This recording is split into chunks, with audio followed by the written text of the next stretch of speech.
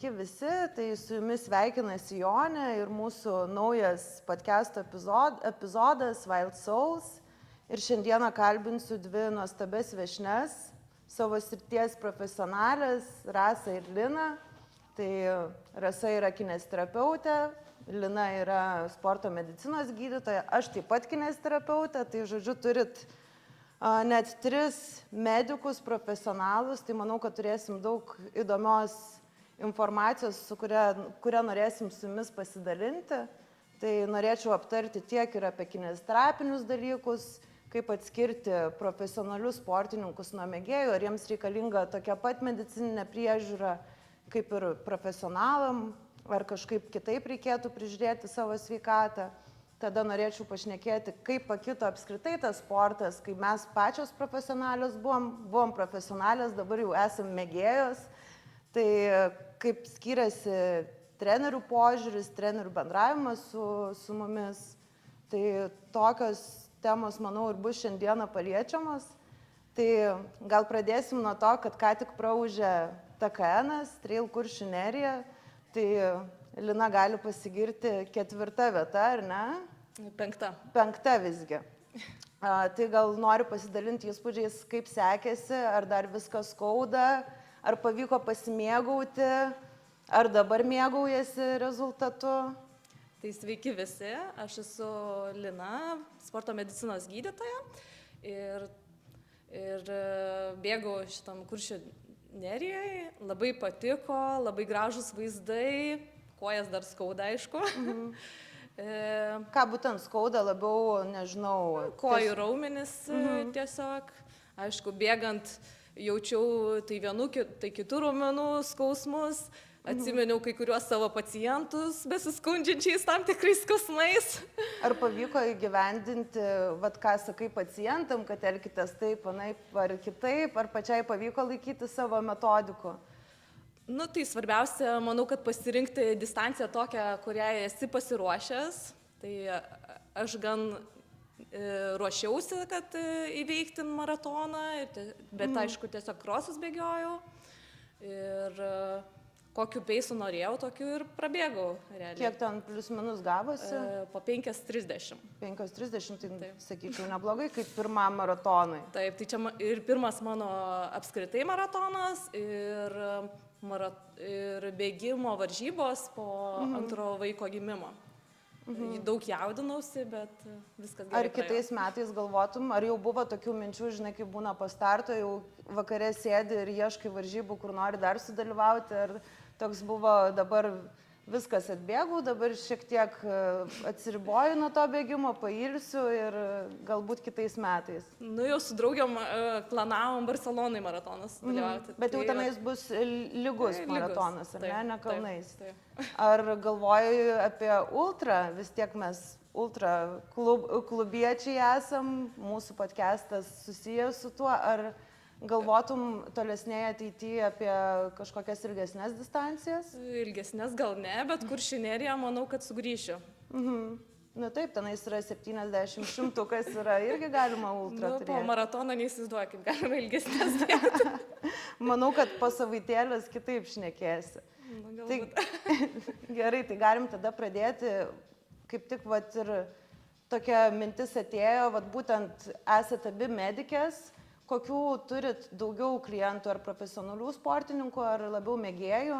Ar dabar iš viso ta atskirtis yra didžiulė, ar jos jau nebėra? Kaip skiriasi net fiziologija mėgėjų ir profesionalių sportininkų?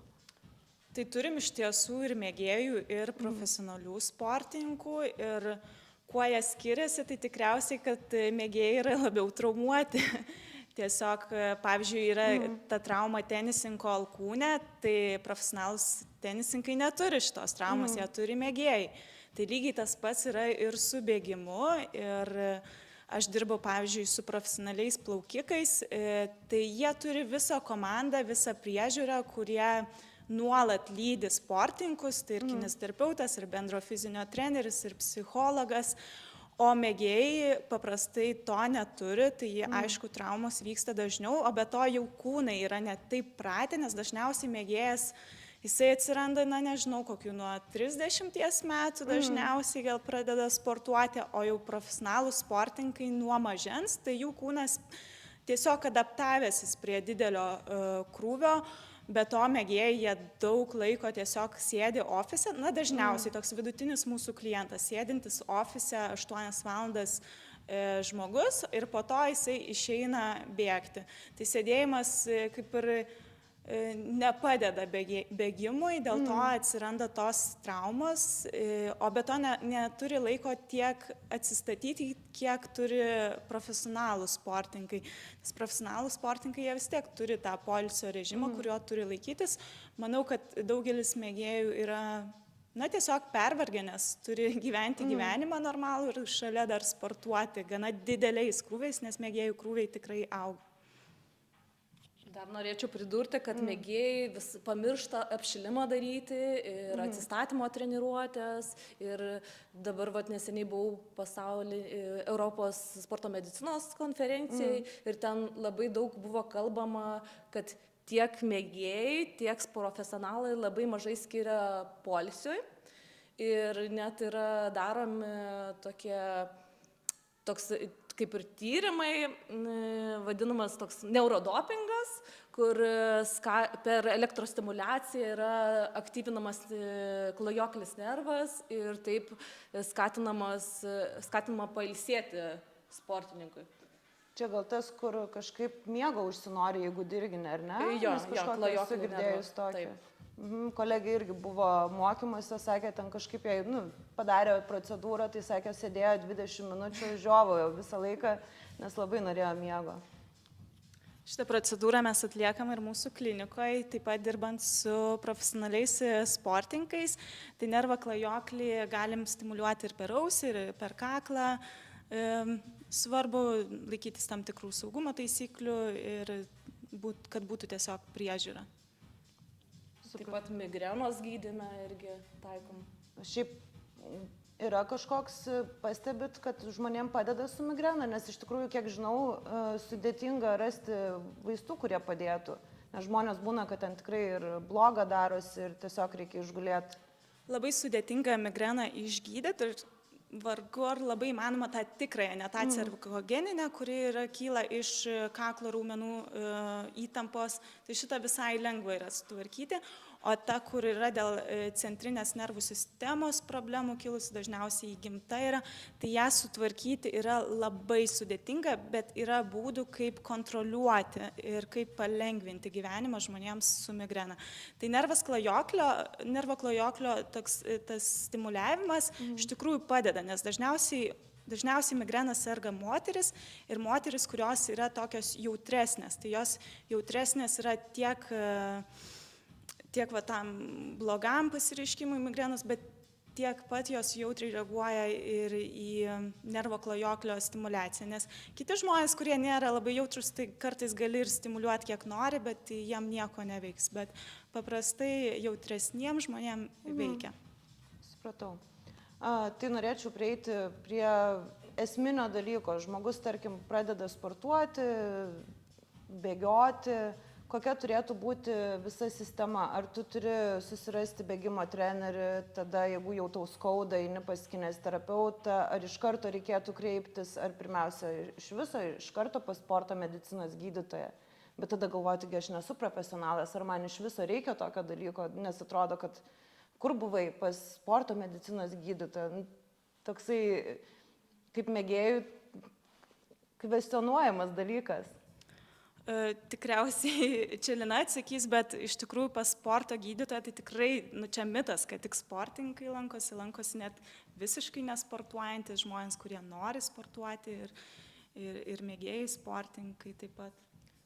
Tai jo, gydom visus fiziškai aktyvius žmonės, kurie nori pradėti sportuoti, galbūt nori po ilgos ligos kažkokios vėl sportuoti, jeigu prieš tai sportavo, po operacijų.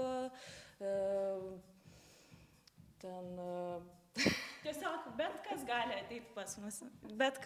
ateiti pas mus, visus Žodžiu, priimsim. visi norintys yra kviečiami.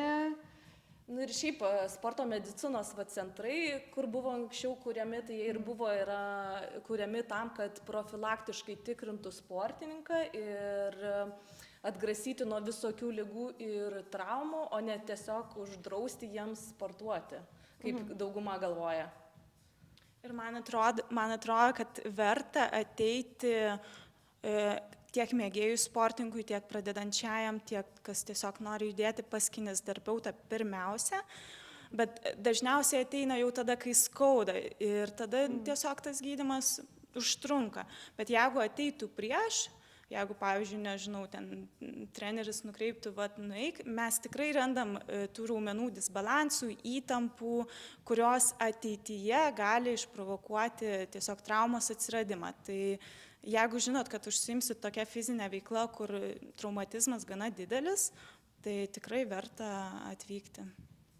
Dar galvoju, kad anksčiau sporto medikai nebuvo taip prieinami mėgėjams. Būdavo tik tais tam sporto medicinos centruose jie dirbdavo, o dabar jų yra plačiai ir poliklinikose galima rasti, privačiose klinikose. Tai mėgėjai, bet kuris mėgėjas gali kreiptis ir sulaukti pagalbos. Toliau eina klausimas apskritai, kokias pastebit naujokų, pradedančių sportuoti, bėgioti žmonių pagrindinės tokias klaidas, gal apskritai daug kas treniruojasi ir patys, tiesiog renka tą kilometražą, tai, pavyzdžiui, treniruotės, ar renkasi jas per didelės, ar kaip tik per mažai bėgioja, ar... Mėgėjai retai kada per mažai bėgioja. Dažniausiai eina prieš savo galimybių ribas. Prieš, ant ribos bėga. Aš jau, kai pradėjau savo sporto medicinos gydytojo karjerą, Lazdynų ligoninėje dirbdavau, tuo metu dar profesionaliai sportavau penkiakovę. Ir kas mane žino, kad aš daug sportavau. Tikrai daug valandų. Žinau, mes kartu sportavom. Tai praleisdavau, bet mano pacientai, klientai sportuodavo žymiai daugiau. Bėgiodavo įvairius paros bėgimus ir aš nuolat tuo stebėdavausi. Bet aišku, jų pagrindinės klaidos ir būdavo, kad jie arba per greitai bėgdavo, per daug bėgdavo, apšilimo, atsistatymo nedarydavo. Juk apšilimas ir atsistatymas ne tik pasiruošimas tai treniruotei, bet ir pasiruošimas kitai dienai, kitos dienos treniruotei ir tuo labiau varžyboms. Kitas dalykas turbūt miegas, šeima, vaikai. Šiek tiek mėgėjas kitaip gyvena, jis turi dar papildomus kitus darbus, kaip, nežinau, vaikų vežimas į mokyklas ryte ir panašiai, tada maisto gaminimai ir panašiai. Taip, ir dažniausiai sportininkas, pradedantysis, jisai neria visą galvą į tą savo pomėgį ir susitraumuoja dėl to, kad fizinis krūvis dažnai viršija fizinės jo adaptacinės judamojo aparato galimybės ir tai yra labai sunku nuspėti, kur ta riba, kada jau jiems reikia ilsėtis. Ir kaip ir minėjai, dažniausiai jie nepailsi, nes yra kitų pareigų. Kokių dar pastebit galbūt klaidų poilsio režime? Tai dažniausiai nesilsi, dirba, lekia, skuba visur ir tiek. Ir dažniausiai tas, kuo daugiau bėgioji, kuo daugiau sportuoji, tuo daugiau turi ir poilsiui skirti laiko. Tai jau kuo tu profesionalesnis tampi, tai 50/50 turėtų būti skiriama tiek krūviui, tiek poilsiui. Kartais žmonės galvoja, kad poilsis yra, nežinau, ten kažkur eiti vaikščioti labai daug, tenais lėkti po prekybcentrius ar kažką. Tvarkytis namus, daržus, sodus, na ir kiti rūpesčiai tikriausiai, tai taip nėra. Kitas dalykas, kaip manot, kaip yra svarbu pati komunikacija su treneriais, su kineziterapeutais, su sporto medicinos gydytojais? Vis tiek, ar aš pati ką pastebiu ir anksčiau pastebėdavau, kad aš, pavyzdžiui, man kažką skauda, aš galbūt treneriui matau, kad parašyta, man čia reikia nubėgti tiek ir tiek, tai gerai skauda, čia nežinau, ibuprofeną išgersiu ir bėgsiu aš tas atkarpas. Kaip manot, ar tai didžiulį poveikį daro po to atsistatymui, ar pačiom traumom? Tai žinoma, todėl kad tie visi ibuprofenai, nuskausminamieji, Kūnas su skausmu tau nori kažką pasakyti, o tu tiesiog jį tildai.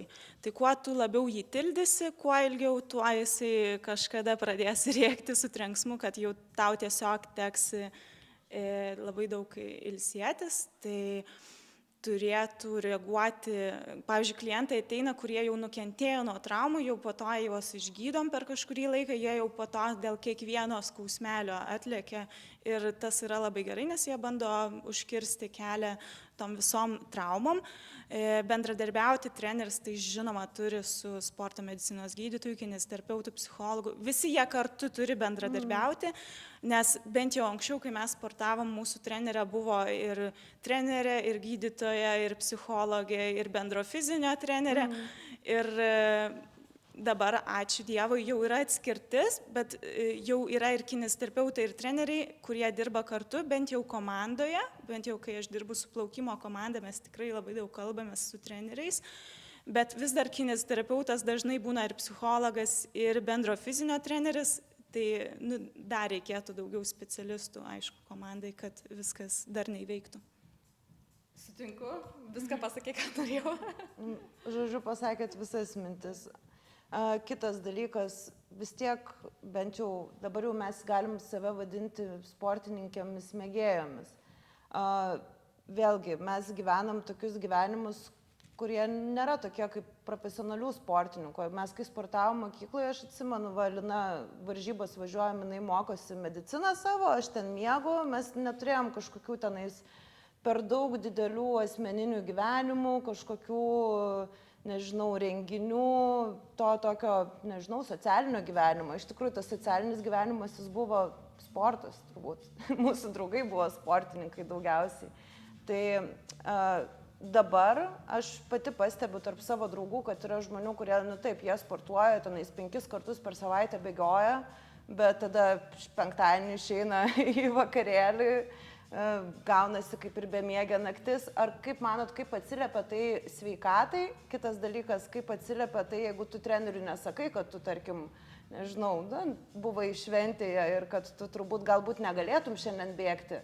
Ar tai ilgalaikiai perspektyvai kažkaip galėtų pakenkti, nežinau, širdžiai, traumoms ir panašiai? Jeigu kitą rytą turi bėgti kažkokią intensyvę treniruotę, tai galima perkrauti širdį ir gali atsirasti širdies ritmo sutrikimų, bet jeigu bus kažkokia lengva treniruotė, lengvas krosiukas, tai manau ne tik, kad pakenks, o padės greičiau atsistatyti ir grįžti į ritmą. Aš tai noriu pasakyti, kad aš pastebėjau visiškai kitokį dalyką, nei kad eina visi į vakarėlius.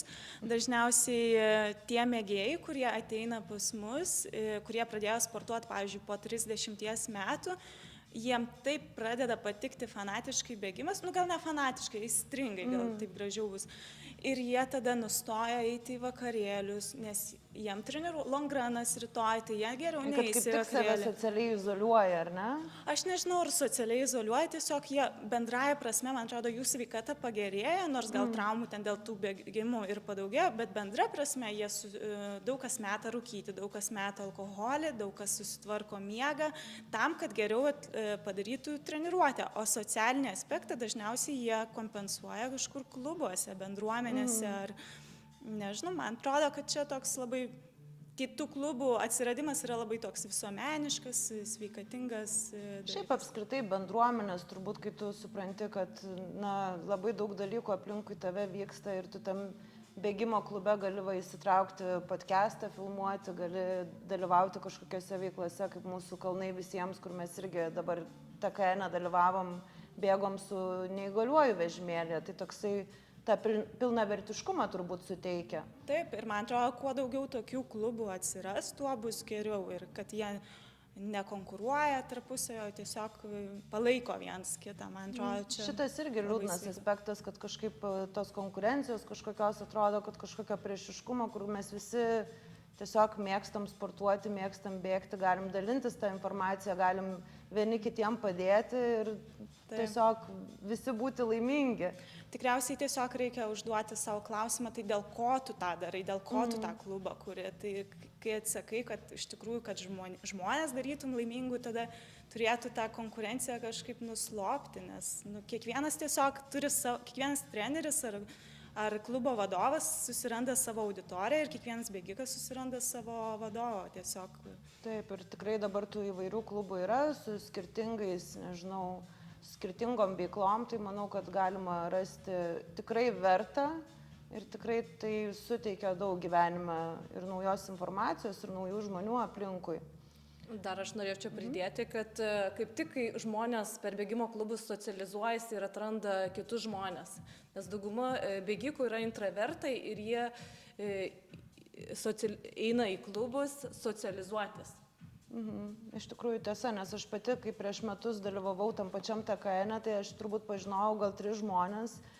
Dabar tai tikrai jaučiausi kaip didžiuliai šeimoje, kur visi sutinki vienus po pusės metų, kitus po, nežinau, po 2 dienų, bet visi vienoje vietoje labai smagu. Ir oras buvo nuostabus, tai gerai praleidom laiką. Taip, tai peršokim tada prie tolimesnės temos, kuri vėlgi apie traumas turbūt pagrindinė šiandien mūsų tema.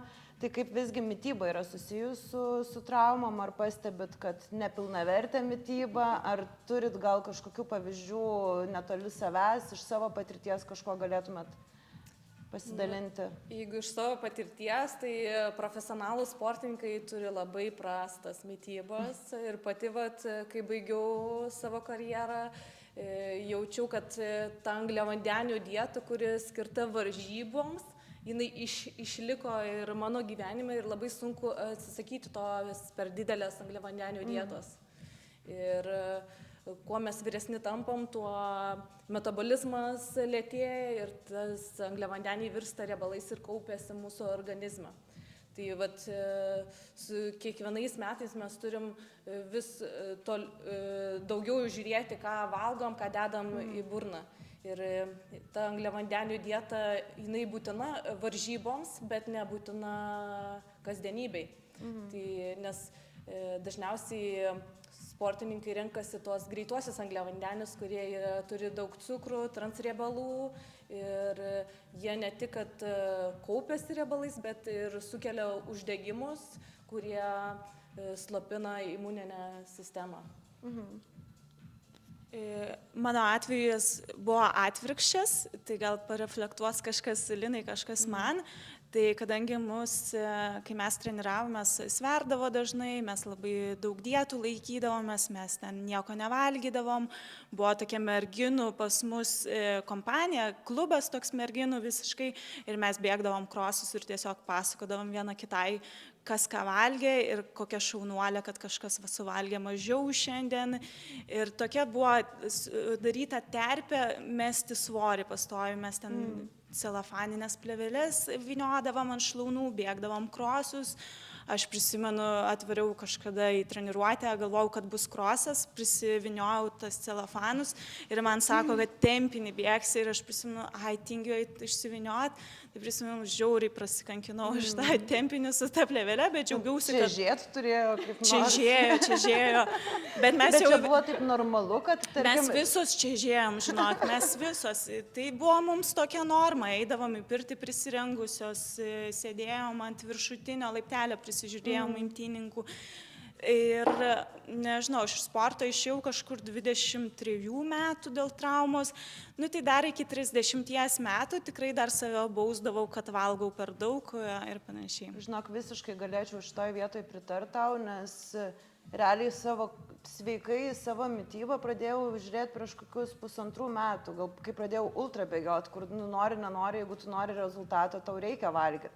Nebus jo, nes tu nei atsistatysi, nei tu išbėgsi 9 valandas, visiškai būdamas kalorijų deficite. Ir, pavyzdžiui, pas mane buvo situacija, kad aš pati plaukimą lankiau ir buvau labai, 12 metų aukšta, liekna, žodžiu, brendimas neprasidėjęs ir mano trenerė visada sakydavo valgyk, o kita trenerė sakydavo, taip su ranka daužydavo, sako, nesakyk, toj brendimas prasidėjęs, sustorėjęsi.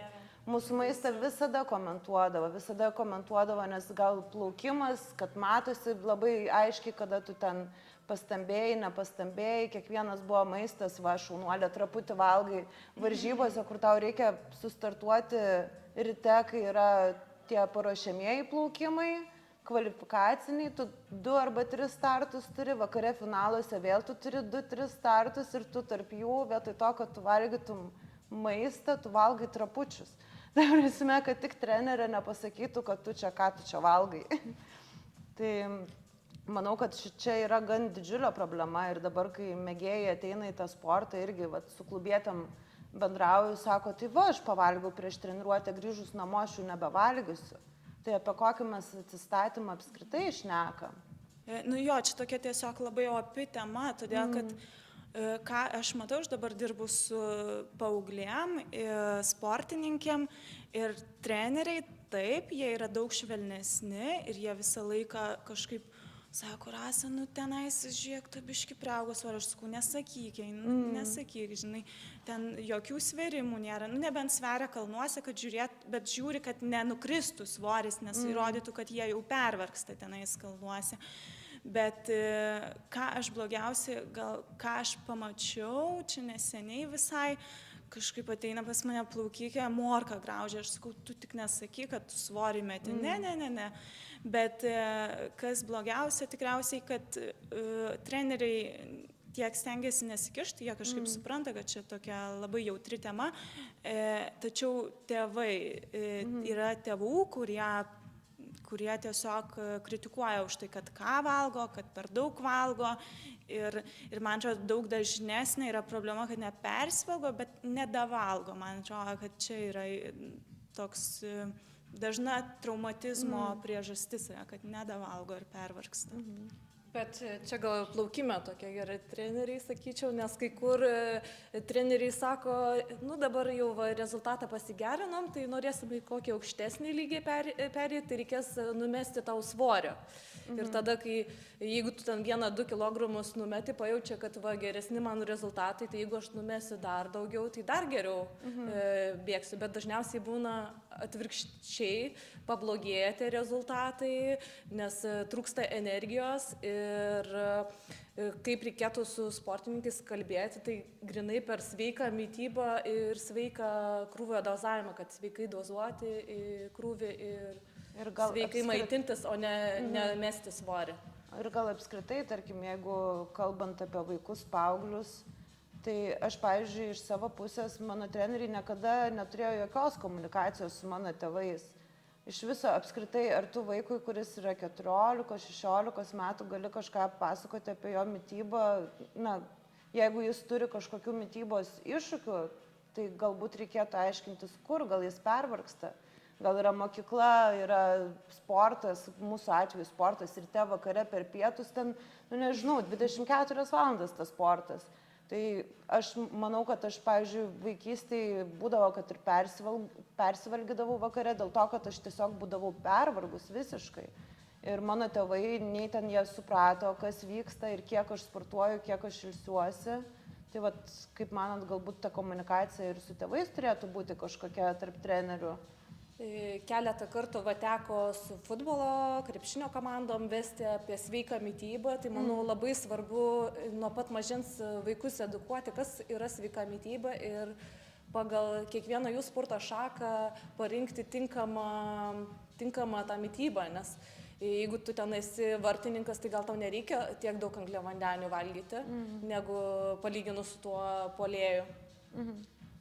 Čia šitą gali netgi pritaikyti ir bėgikai, jeigu, pavyzdžiui, jiem longranas, nu, tai tada gal angliavandenių tenais, nu, riebalų, pavyzdžiui, daugiau pavalgyti, o jeigu ten kažkokia greita treniruotė, kur reikia daug gliukozės, tada daugiau tų greitųjų angliavandenių, pavyzdžiui, tą dieną pavartoti.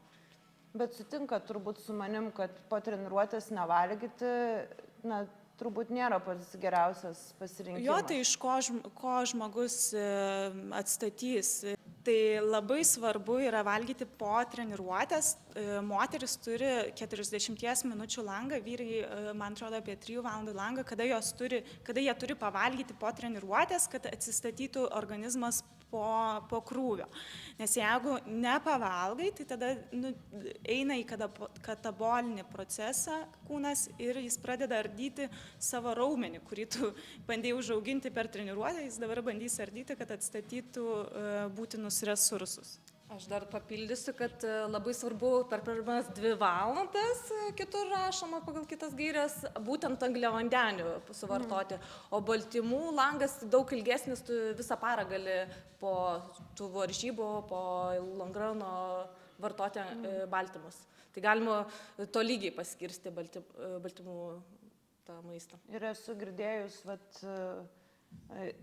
tiksliau skaičių straipsnį, kad apskritai, tarkim, po ultramaratono dar 7 dienas žmogaus yra labai pagreitėjus medžiagų apykaita, kad jis ten vos ne 7 kartus daugiau, jam reikia daugiau maisto.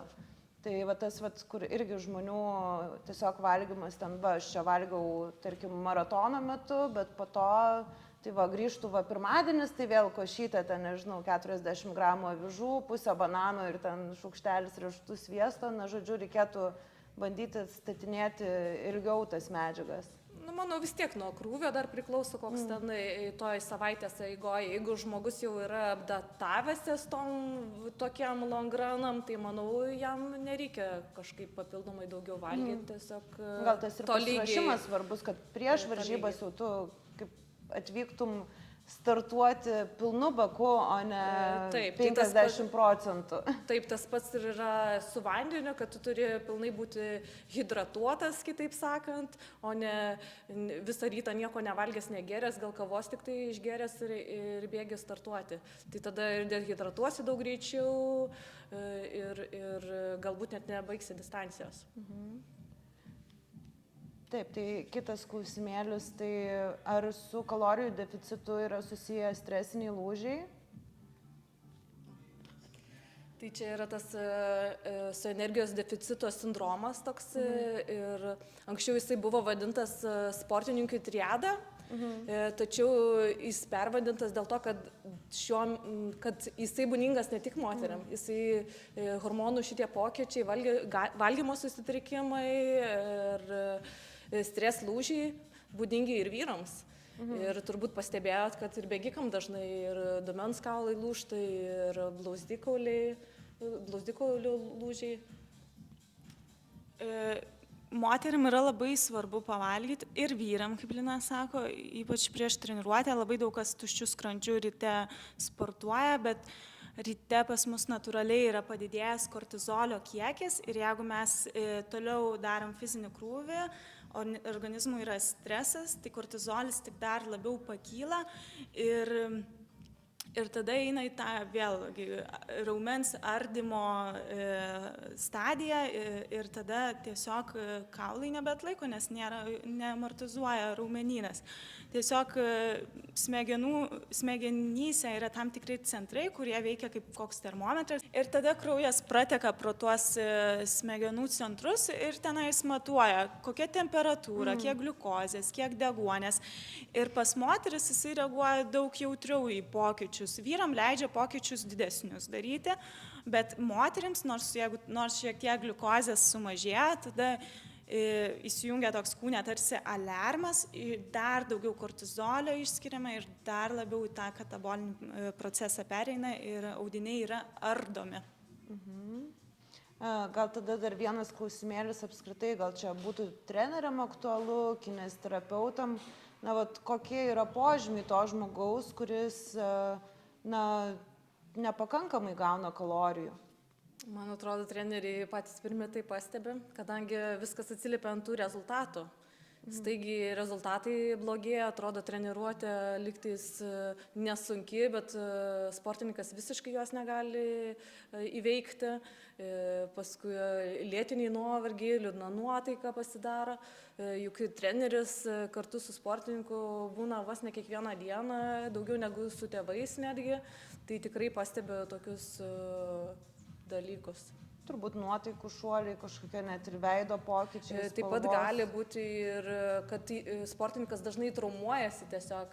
Tai vieno raumenį skauda, tai kitą. Ir tokia vienas sporto psichologė sako, pas mane ateina sportininkai, jie skundžiasi viskuo, kuo įmanoma. jis sako, bet turėjo tokį vieną, neatsimenu kokios sporto šakos atstovą, bet sako, man skauda sielą tiesiog. Įdomu. Ir man atrodo, kad gali išduoti kraujo tyrimai, čia gal Lina, tu labiau gali pakomentuoti, bet ir tas pats kortizolis būna padidėjęs, testosterono irgi pokyčiai sumažėja, kalis sumažėja, natrio padaugėja. Tai galim ir aptarti taip, tada, taip, kokie tie kraujo tyrimai galbūt aktualūs būtų apskritai gal bėgikams ir kad sekti, kad tau nieko netrūksta, kad tu teisingai maitiniesi ir kad viskas yra gerai. Tai visų pirma, reikėtų tuos kraujo tyrimus periodizuoti. Tai galbūt pačioj sezono pradžioj pasidaryti, tada sezono eigoje, varžybinio laikotarpiu, kai artėja varžybos, tai geriausia bent 3 mėnesiai iki varžybų pasidaryti, kad dar spėtume suvartoti reikiamą laiko papildų kiekį, nes, pavyzdžiui, geležies, tai dažniausiai reikia 3 mėnesius vartoti, ne mažiau, ne trumpiau.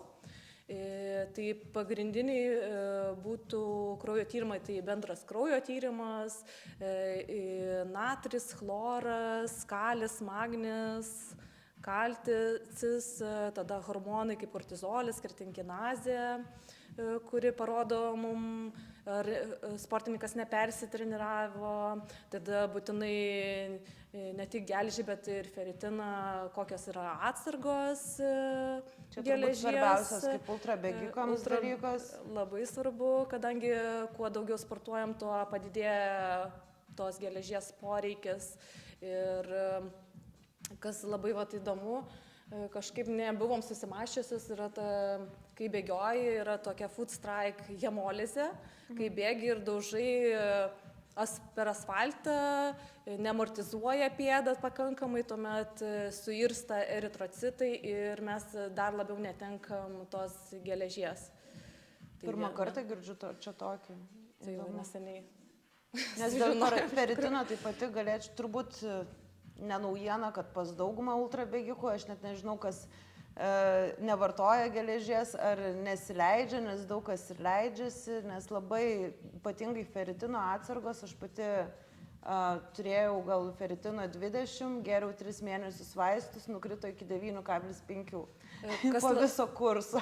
Aha, kas labai svarbu, kad reikia ir sužinoti, kokia ta yra priežastis, dėl ko geležies netenkama, nes moteriam dažniausiai nukraujuojama menstruacijų metu ir gali būti ginekologinės problemos ir būtinai dėl to rekomenduoju pas ginekologą apsilankyti.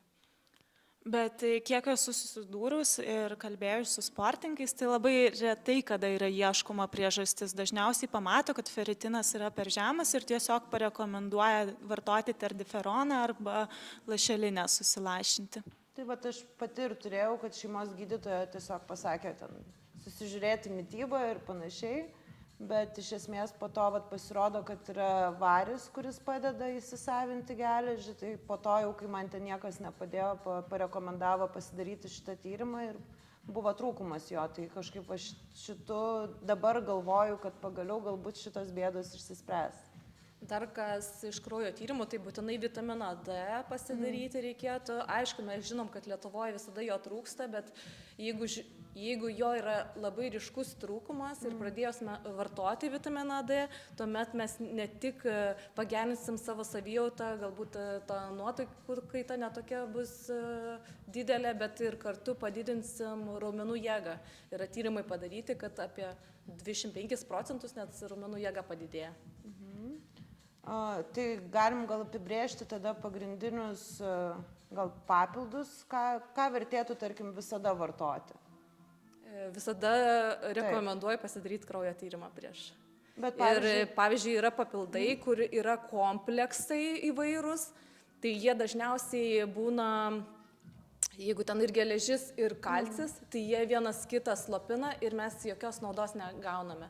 Tai geriausia papildus tiek antidopingo agentūra rekomenduoja rinktis, kad būtų maksimaliai iki 3 elementų.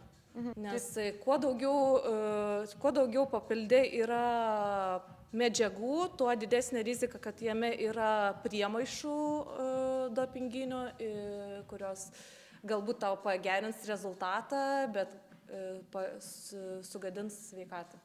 Na ir turbūt tos papildus reikėtų užsisakyti žinomų tiekėjų, net kažkur ten internete pamačius, griebti kas po ranka ir nežinoti, na, bent jau prieš varžybas, tai galbūt būtų logiška vartoti tik tai, kas yra jau patvirtinta ir tikrai žinai, kad ten nieko nėra. Yra patvirtintų papildų, kurias žymėti, kad patikrinta laboratorijose, tačiau laboratorijas patikrina tik vieną seriją tų papildų, o kitos serijos gali būti papildų nepatikrintos ir turėti tų priemaišų. Supratau. Tai nėra, kad taip, kad tu turi žinoti, ką vartoji, jeigu vartoji, tu prisijimi riziką su tuo vartojimu. O kokiu apskritai yra tokių gyvenime naudojimų, nežinau, vaistų, papildų, kur būtent yra neleidžiamų medžiagų, nes aš atsimenu, kažkokie yra liktai purškalai, ten į nosį, kažkas tokio. Dažniausiai kvėpavimo takų ligoms gydyti.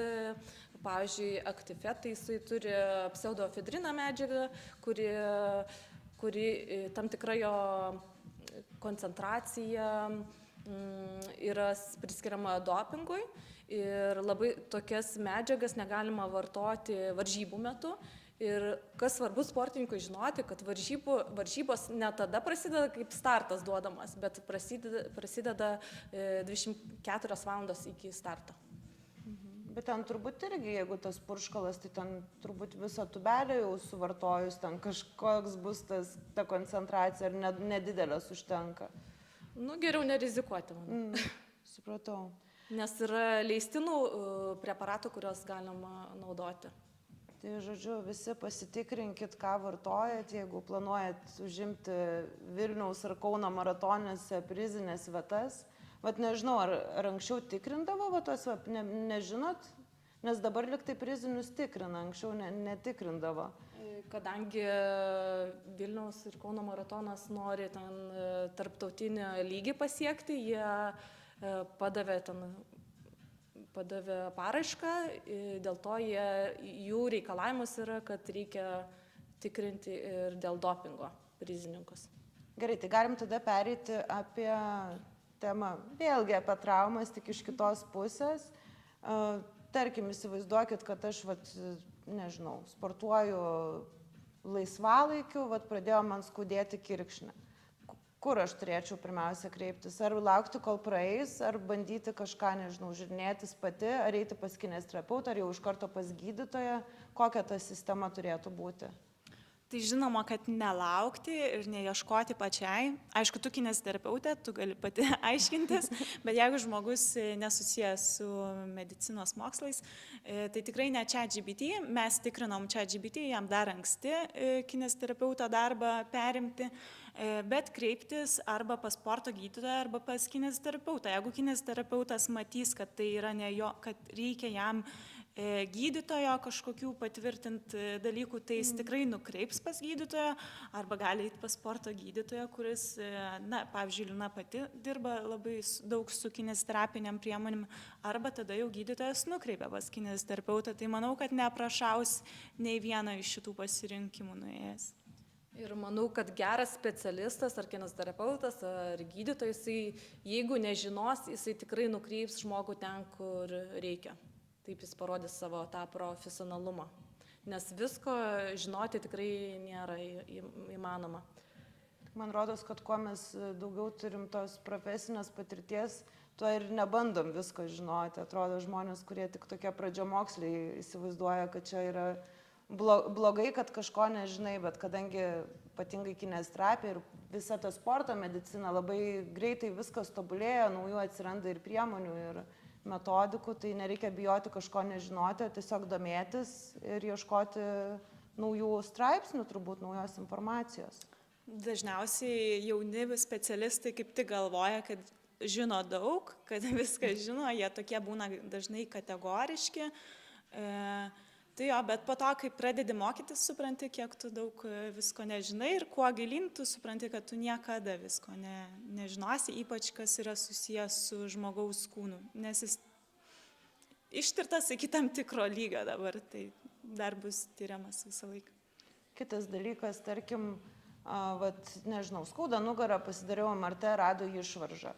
Ar viskas, aš jau čia nebebėgiosiu, metu sportus, tiesiog guliu ant kilmėlio ir darau ten kineziterapiją, ar ne viskas prarasta? Ar turit gal savo patirtį kažkokiu, turit pacientų, kurie ten parodė gerus rezultatus ir su kažkokiom, nežinau, kažkokiom išvaržom, kažkokiais, nežinau, meniskų įplyšimais ir kur susitvarkė per biomechaniką kažką. Yra tyrimų, kurie rodo, kad MRT padarimas prailgina reabilitacijos laikotarpį, nes žmogus pradeda bijoti judesių, kai sužino, kad jam yra išvarža. Išvaržos kartais būna visiškai besimptomės, tai nereikia jų tenais labai bijoti. Galbūt blogiausia, kai ta išvarža pradeda dirginti nervinę šaknelę, bet tada jau yra ir testais lengva patvirtinti, kad yra spaudžiamas nervas.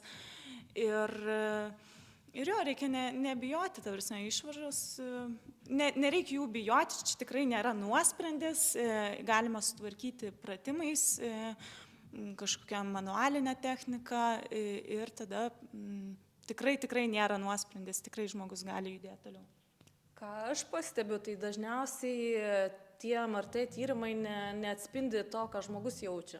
Būna kartais parašyta beveik nieko blogo ten tam MRT išrašė, o skausmas vos ne 10 balų. O būna, kad pilna prirašyta visokių ten baisybių ir jam nieko neskauda. Dažniausiai tai ir gąsdina, aš irgi kiek bendrauju su pacientais, sako, įsivaizduoja, ten ir chondromalacija, ir ten kažkas, ir tiek daug visokių sudėtingų žodžių, kad žmonės tiesiog nesusigaudo ir atrodo, kad kuo protingiau užrašyta, tuo yra čia didesnė problema. Ir dar būna tokių atvejų, pavyzdžiui, turėjau žmogui, kuriam karts nuo karto skaudėdavo kelį, bet labai retai. Ir jam netrukdydavo nei sportuoti, nei bėgioti tas kelis, bet jisai dėl viso pikto nuėjo MRT pasidaryti ir paaiškėjo, kad pas jį jau keletą metų plyšęs priekinis kryžminis raištis, bet jam su tuo viskas yra gerai. Tai MRT tiesiog ne visai tos realybės atspindi. Ir ypatingai turbūt tas MRT jis rodo kaulinės struktūras, bet jis tavo raumenyno stiprumo neparodo. Jeigu tavo raumenynas yra gan subalansuotas, tu gali ir turėti kažkokių tenais pokyčių sąnariuose, bet biomechanika tavo yra gera. Jo, arba dažnai būna, kad tiesiog MRT nieko neparodo, bet yra raumenų disbalansas, pavyzdžiui, tai MRT neparodys, kad yra raumenų disbalansas, čiagi reikia visiškai testavimo.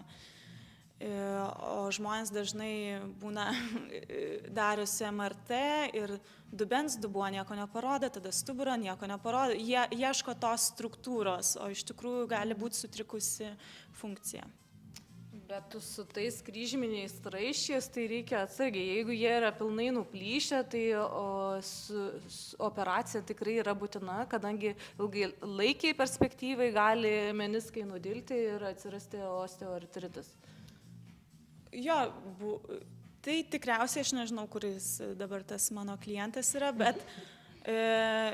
bet buvo bent jau vienais metais labai užsienyje, Lietuvoje tokios praktikos negirdėjau, bet užsienyje labai daug praleisdavo operacijų, leisdavo nesioperuoti suplyšusių priekinių kryžminių raiščių, bet tada žmogus turi visą gyvenimą pastoviai stiprinti aplinkinius raumenis, kad jie kompensuotų raiščio funkciją. Šiaip Lietuvoje ta sporto medicina labai aukštam lygiai palyginus yra, nors atrodo, kad senos patalpos sporto medicinos centro, bet mes kiekvienam sportininkui atliekam ir echoskopiją, ir su krūviu. Užsienyje tokių dalykų nieks nedaro, jie geriausiu atveju paprastą kardiogramą įrašo, nebent ten privačiai nueina norintis. Aš čia daugiau apie tyrimus kalbėjau ir užsienio praktiką. Nenuginčiju, nenužeminu Lietuvos sporto medicinos. tiesiog dalyvavau konferencijų, kur minėjau, tai teko su kolegom užsienio bendrauti, tai jie labai stebėjosi, kad mes tiek daug galim padaryti ir darom nemokamai savo sportininkam.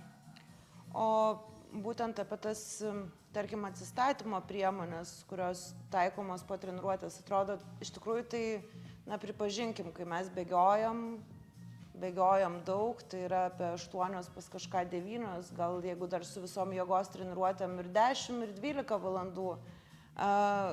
Ką prioritizuotumėt? Ar kažkokie tempimai, valavimas, masažai, ar reikia daryti viską, kompleksas?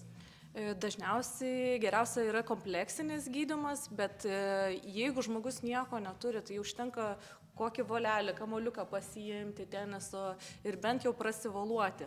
Tempimai tai jie gali labiau dirginti raumeninės įplyšusias skaidulas, kurios atsiranda po krūvio, bet valavimas, toks lengvas prasilavavimas, manau, geriausias būdas ir pats pigiausias. Nu jo, ir žmogus turėtų pats gal ieškoti, nes priemonių yra daug. Tempimo pratimo aš irgi nerekomenduočiau, ir ypač pirmas valandas po fizinio krūvio, kol yra tos pažaidos. Bet šiaip pats ieškoti, kažkam gal ledo vonia tinka, kažkam tinka, nežinau, valavimasis, kažkam masažai, kažkam pagulėti, kažkam pavalgyti skaniau. O prieš treniruotę ar tempimo pratimai, nes kaip yra dinaminiai, yra statiniai? Tai dinaminiai viskas gerai, statiniai skaitosi, kad mažina raumens jėgą, galingumą ir gali traumatizmą sukelti. Tai aš tempimo pratimus pati mėgstu, aš juos darau, bet jie turi būti kaip atskira tokia treniruotė. Aš tai labai miksuoju, mėgstu statinius tempimus, bet visada miksuoju su dinaminiais, kadangi jeigu žmogus Čia gal reikėtų apibrėžti, kas yra statiniai ir dinaminiai, nes turbūt čia mes trysia tai tikrai žinom, bet žmonės gali ir nežinoti. Tai dinaminiai, tai judesyje tempimas, o statinis toksai vienoj pozicijoje. Ir su užlaikymu kažkokiu ilgesniu, ar ne? Tai pamiršau, ką kalbėjau. Tai aš miksuoju tuos tempimus, kadangi jeigu žmogus visą dieną sėdėjo darbe, tai jam klubai sustingo ir jie tikrai nepadarys tokio, ir eis, tarkim, bėgti intervalų, tai jisai nepadarys tokio žingsnio plataus, kokį jisai galėtų. Ir tas statinis tempimas duos mums prailgintą tą raumenį. Bet aišku, visada su dinaminiu reikėtų kombinuoti. Aš tai manau, kad dinaminis tempimas galėtų prailginti žingsnį. Ne tiek, man atrodo. Aš iš savo patirties, ką šnekam, kad žmonės prasėdė 8 valandas ofise ir tada iš karto eina bėgti be jokių, nežinau, pramankštų ir panašiai, tai pati turėjau tokią situaciją, nes pakeičiau savo gyvenamąją vietą ir kažkaip virtuvėje vis valgydama sėdėjau, sukryžiavus kojas. Ir kažkaip nieko, ir pakryžiuoju, pasėdė, tai pažiūri dar kažką 2 valandas ir tada iš karto, į treniruotę reikia, bėgu į treniruotę. Ir man pradėjo ATB visą šitą sritį skaudėti ir taip siaubingai pradėjo skaudėti, kad aš bėgti negalėjau apskritai. Tai per 1,5 savaitės pakeitus pačią visą sėdėseną viskas susitvarkė. Tai čia turbūt žmonėms būtų toksai kaip... Jo, turi kažkas jungti tą sėdėjimą ir bėgimą, nes bėgimas tik sukuria disbalansus, o bėgimas to disbalanso nesutvarko. Turi papildomai daryti pratimus. Taip, tai čia visiems turbūt tas toksai, kad jeigu yra kažkokia problema, reikėtų turbūt ne tik... ką aš galėjau šitoj daly daryti, nežinau, kažkokią elektros terapiją, ultragarsą pasidaryti, bet, jeigu tu neieškosi priežasties, tai nereikia tikėtis, kad po to išspręsi tą problemą, jinai vis atsinaujins, reikia tiesiog kažkokius daryti pokyčius. Gerai, tai turim dar kitą tokią kaip mitas ir tiesa skirti, nežinau, ką aš čia susirašiau, bet pirmas punktas yra, ar tiesa, kad bėgimas gadina sąnarius. Aš tai tikrai esu girdėjus šitą dalyką, kad man sako, kiek tu čia gali bėgioti, dyla sąnariai. Ar tai tiesa? Šiaip netiesa ir buvo toks tyrimas, kurio metu buvo lyginami sąnariai mėgėjo bėgiko, sėdinčio žmogaus ir profesionalaus bėgiko, tai mėgėjo bėgiko sąnariai buvo sveikiausi lyginant su kitais bėgikais. Tai tas joggingas, tas lengvas bėgimas, tai iš tikrųjų netgi yra rekomenduotinas žmonėms su tam tikrom klubo sąnario problemom. Tai manau, kad mitas. Aš tai siūlau neapsigauti tais tyrimais, nes yra lietuvių dar darytas tyrimas, kur, neminėsiu aišku pavardėm, bet darė, bėgo ultra bėgimą ir tyrė echoskopiškai kelius. Ir aišku, keliuose jokių pakitimų nerado bėgant, ten kažkokį labai ilgą nuotolį, bet jie netikrino čiurnų sąnarių. Tai tikėtina, kad čiurnos sąnariuose būtų tas pakitimas, kadangi tas bėgikas, jisai ilgą nuotolį bėgdavo ir jisai kelią beveik nejudindavo. Tik iš čiurnų ir blauzdų bėgdavo. Gerai, turim antrą punktą. Jeigu skauda, sportuoti negalima. Tai čia gal turbūt reikėtų apibrėžti, ką reiškia tas skauda. Ar tau skauda raumenį, tai turbūt gal ir visai neblogai, jeigu tau raumenynas skausmingas, šiek tiek prasibėgti, kad viskas išsivaikščiotų. Tai čia labai priklauso nuo problemos. Pavyzdžiui, jeigu yra trauma susijęs su nervų spaudimu, tai aš tada kažkaip labai atsargiai reikėtų sportuoti, parinkti tam tikrus pratimus. Bet jeigu yra, pavyzdžiui, ten ar kažkokie sausgyslių pažeidimai, raumenų pažeidimai, tai manau, kad sveiks greičiau su judesiu. Judesys sveikatina, bet reiktų tikriausiai pakoreguoti krūvį, pakoreguoti sportą, pratimus, bet judėti būtina, gulėti tikrai ne. Aš tai rekomenduočiau visada pasitikslinti pas profesionalus, ar kineziterapeutą, ar gydytoją ir sužinoti, kodėl man tą vietą skauda. Aišku, jeigu skauda sąnarius, arba kaip Rasa sakė, kad spaudžia nervą, tai būtinai reikėtų sustoti ir nebėgti, bet dažnai mėgėjas to nesupranta, ką jam skauda. Aš dar pati iš savo patirties, kiek esu pastebėjus, kur žmonės pas mane ateina ir toks būna, kad tai kada aš galėsiu eiti į sporto klubą, ar kada aš galėsiu pradėti sportuoti, o gal kiek aš galiu šiandien rytoj nubėgti, 5, 10 ar 15 gal.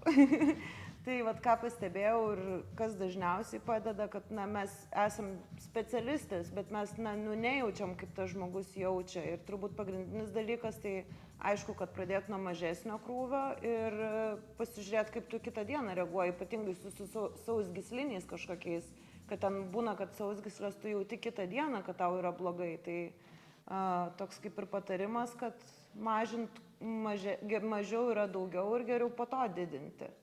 Ir šiaip, kai yra trauma, tai geriausia laikyti pulsą bėgant iki 100 kiam dūžių per minutę, nes tada organizmas jisai dar neįkvoja daug resursų ir yra resursų gydyti tai traumai, o jau aukščiau jau visi resursai yra įkvojami treniruoti ir tada gijimui nelieka.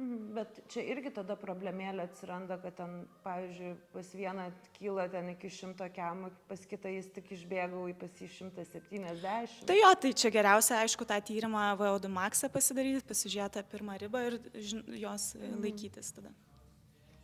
Taip, tempimas panaikina raumenų skausmą kitą dieną.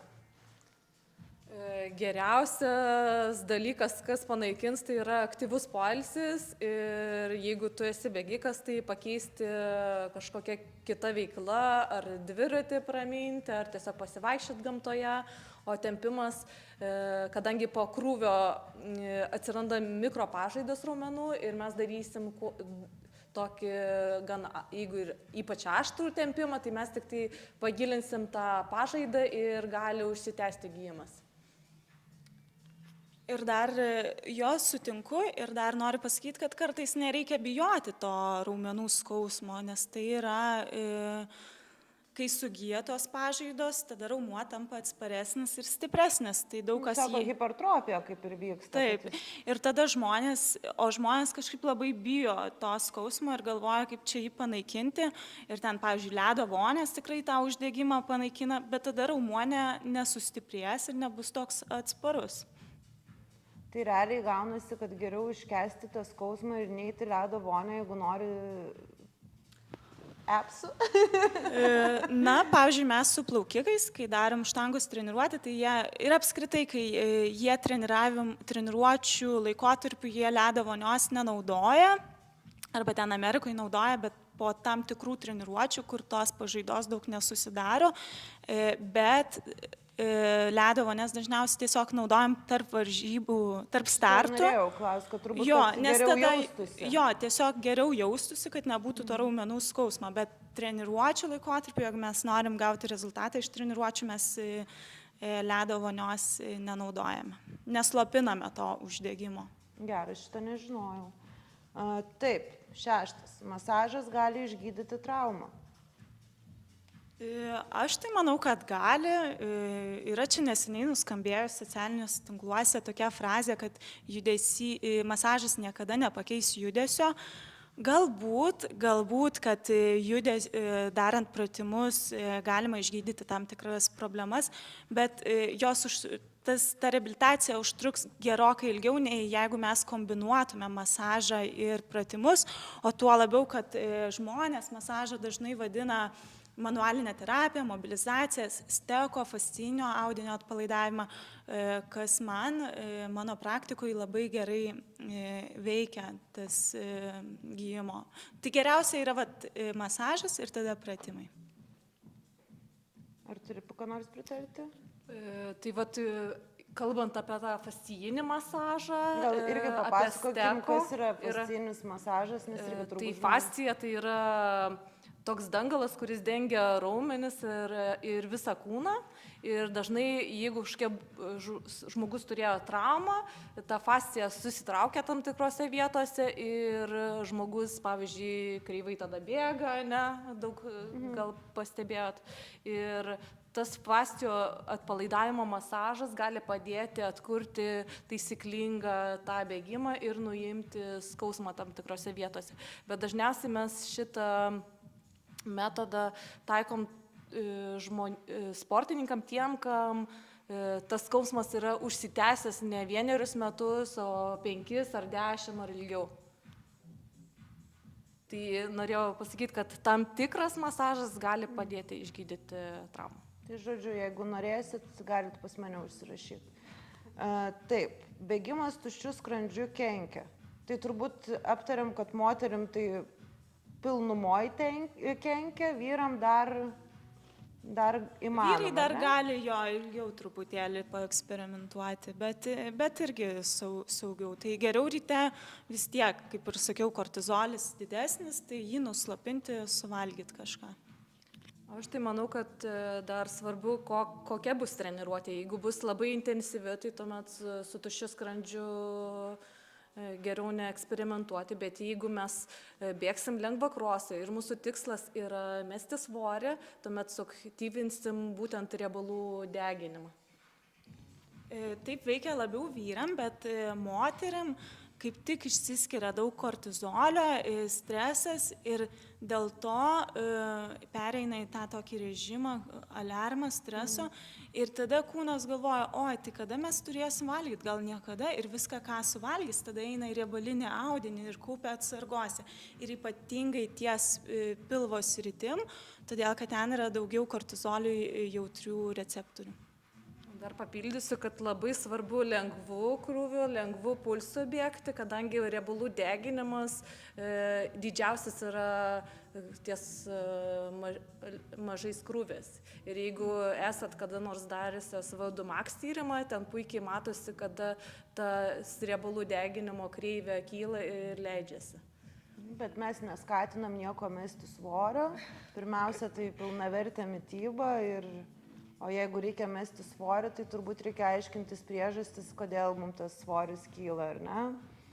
Taip, tai kuo labiau prakaituoji, tuo geresnė treniruotė. Nėra labai intelektualus šis klausimas, bet... Galima užsivinioti celofaninę plėvelę, kaip mes darydavom, ir tada visiškai daug prakaituosi ir bus geriausia treniruotė. Tai manau, kad ne, ir prakaitavimas, jeigu perdėtas, tai čia Lina gal pašnekės, kad gali būti čia reikšti net skydliaukės kažkokių problemų. Gali arba onkologija, tai dažniausiai va, tas padidėjęs prekaitavimas ir ypač naktį gali onkologinę ligą signalizuoti ir būti vienas iš pirmųjų simptomų. Jei nori rezultatų, turi treniruotis ant ribos. Na tai žodžiu, kad turi jau varyti ant maksimumo visada ir tada bėgsi maratoną iš 2:30. Tai čia sena sovietų metodika, šiais laikais daugiau rekomenduojama sportuoti ties aerobinių krūvių, kuo daugiau rinkti tų kilometrų. O jeigu mes sportuosim ant ribos, tai reiškia maksimaliu krūviu, labai perkrausim širdį ir gali atsirasti širdies uždegimas, vadinamas miokarditu. Ir ką mes sporto centre, jeigu atrandam, tuomet uždraudžiam tam tikrą laiką sportuoti sportininkam. Gali tai trukti metus, o gali ir 2, o gali būti ir tiesiog sportininko pabaiga. Ir dar kas svarbu, kad tie miokarditai gali atsirasti, jeigu mes sportuojant jam peršalę, turint kvėpavimo takų sutrikimą. Jeigu susloga sportuojam, tuomet irgi gali pereiti tas infekcija į širdies uždegimą. Aš irgi pati iš savo patirties, ką esu pastebėjus, kad ypatingai, kaip mes pačios esam buvusios profesionalės, mes žinom, treniruotės metu, kad yra tam tikri, yra darbas, kurį tu turi dirbti, yra poilsis, kur aktyviai, ta prasme, lėtai ten bėgi, plauki, ta prasme, ir kad kai yra tas poilsis, tai ir ilsėkis, nes po to bus labai sunku. Tai pastebėjau, ką mėgėjai dažnai daro, kad jie, tarkim, bėgamės atkarpas, jie, tarkim, atsilieka nuo lyderio, bet kol lyderis lėtai bėga, jie bando per tą poilsį pasivyti ir tada gaunas, kad tavo ta treniruotė, tu tiesiog vietoj to, kad tu atidirbtum dalį, kurioje reikia dirbti ir ilsėtumės, kur reikia ilsėtis, jie kažkaip nesuvokia, kad, tas turi būti tam tikras struktūrizavimas. Aš galiu papasakoti savo patirtį, kai treniravausi. Dabar žmonės turi laikrodžius, tenais daro VO2 maksus, jie seka savo savijautą, gali matyti. Mes, kai bėgiodavom, ruošdavomės ten Europos čempionatui, Lietuvos čempionatui, mes labai retai sekdavom savo pulsą ir mums tiesiog sakydavo, bėkit 2 ratus Vingio parke smagiai ir tas smagiai, tu nežinai, ką čia reiškia, arba ten bėkit atsistatymui tenais 10 kilometrų lėtai ir kas tas lėtai pastato mus su bernais bėgti, aišku, jie greičiau ir visi kartu, visi krūvoja ir tada gaunas tas ir lėtai ir smagiai vos ne tas pats tempas.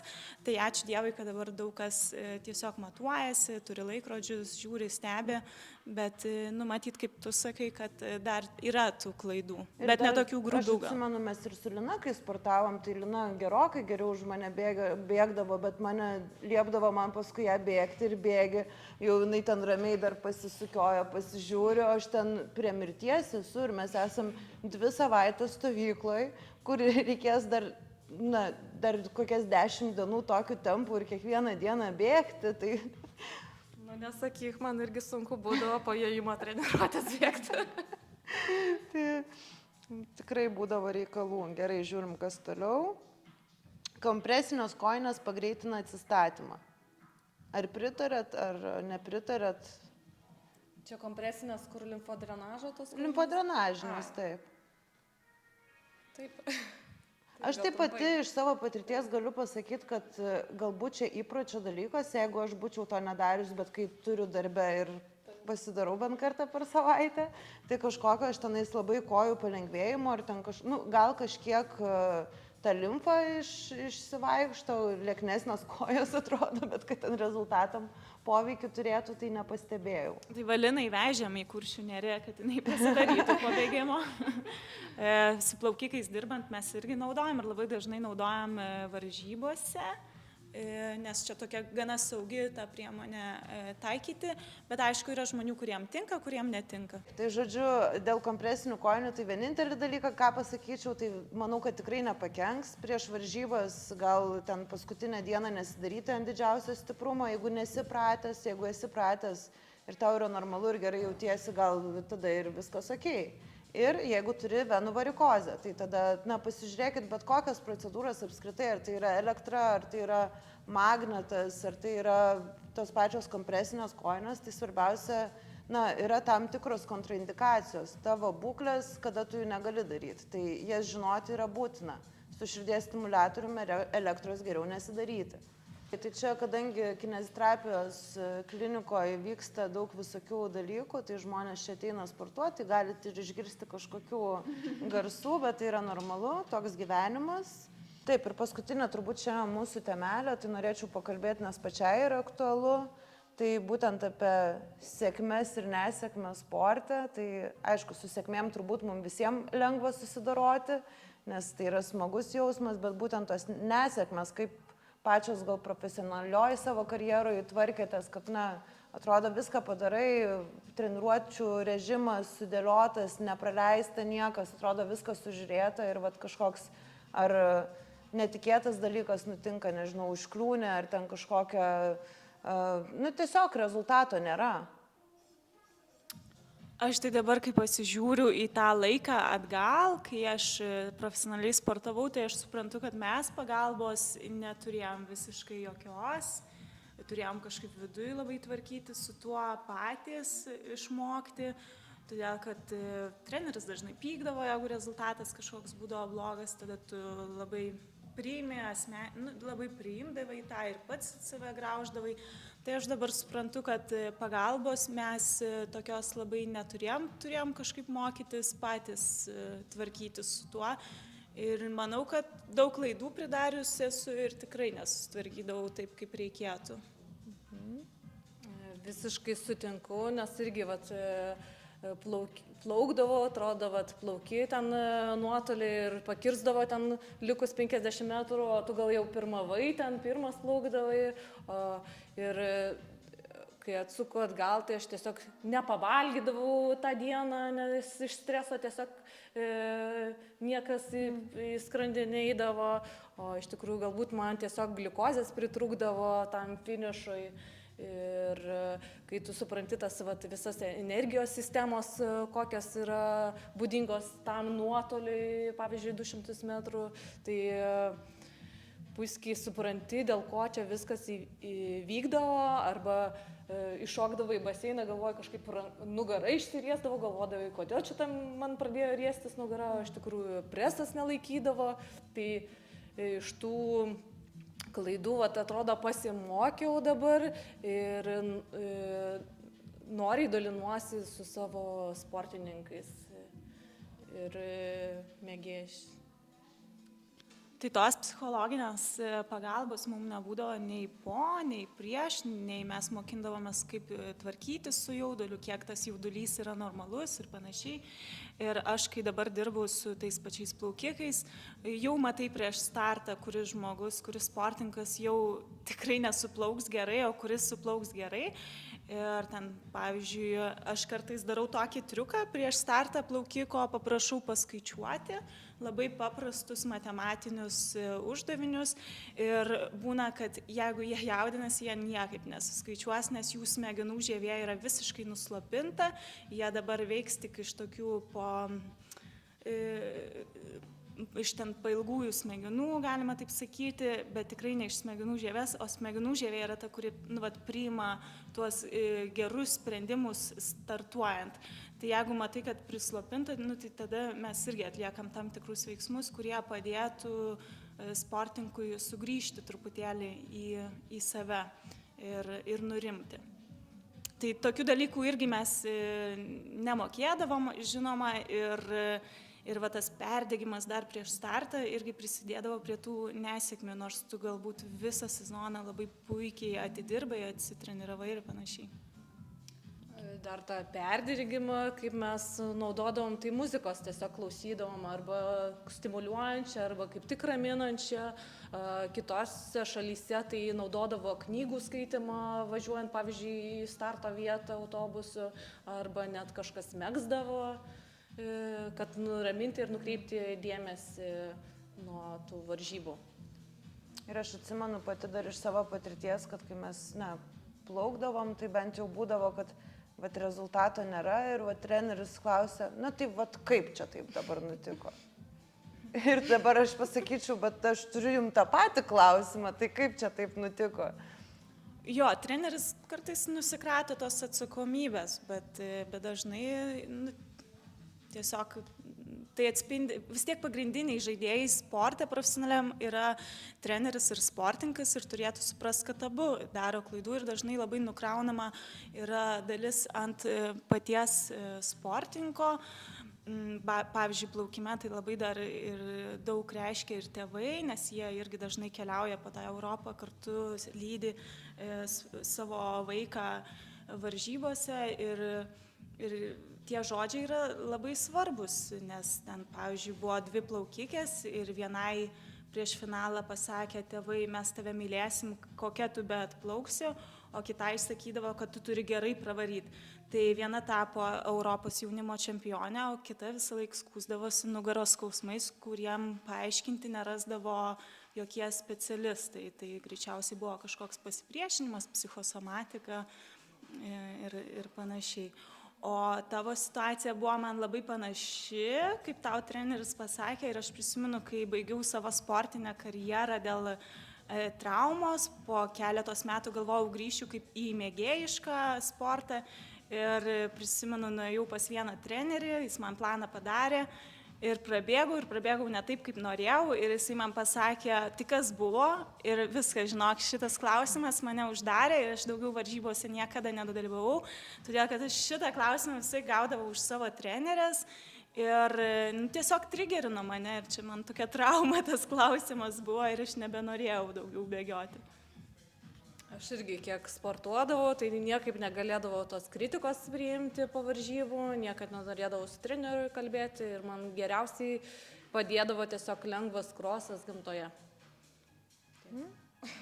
Taip, tai turbūt reziumuojant viską, tai kalbant, kad yra sportas, kažkokios treniruotės ir yra mūsų mintis, mūsų smegenis, tai ir tas, jie turbūt turi kartu veikti, nes neužtenka vien smegenų, neužtenka vien būti geros formos, reikia viską sujungti. Ir aš pati, kuo norėčiau turbūt pasidžiaugti, kad dabartiniai treneriai, kokioje aš buvau situacijoje, kai aš buvau paauglė, kai aš profesionaliai sportavau ir kai aš atėjau į bėgimo klubą dabar, kur aš prieš 3 savaitės buvusiose varžybose, man kaip atrodo, kad labai prastai sustartavau, bet aš nesulaukiau kažkokios kritikos. Taip, manęs paklausė, kur man buvo, kokie buvo mano iššūkiai pagrindiniai, bet aš nebuvau vertinama pagal tai, kokį pasiekiau rezultatą, nes mes turbūt tą turėjom, ką mes čia šnekam, kad mus vertino būtent per mūsų rezultatą. Mes dažnai būdavom ir treneriam tiesiog kažkokie darbiniai arkliai, kurie, jeigu tu esi, rodai rezultatą, tai tu šaunuolis, tu labai geras esi, bet jeigu tu nerodai rezultato, tai atrodo, kad, tai čia, žinai, tvarkykis pats. Tai noriu pasidžiaugti, kad dabar turim gerus trenerius, kurie ir domisi ir psichologija, ir treneris turbūt neturi išspręsti visų problemų, bet jis gali pasakyti, kur tu gali kreiptis. Nebus treneris ir kinesterapeutas, ir ten, nežinau, masažuotojas, ir psichologas, bet galim domėtis viskuo ir galim bent jau sportininkus ir mėgėjus nukreipti ten, kur reikia. Tai ačiū Jums labai už pokalbį. Dar mes turim Jums šiek tiek dovanų nuo mūsų draugų esporto, tai jas ir įteiksiu. Tai ačiū visiems, kurie klausė ir tikiuosi bus įdomu, ką Jūs čia išgirsit. Jei!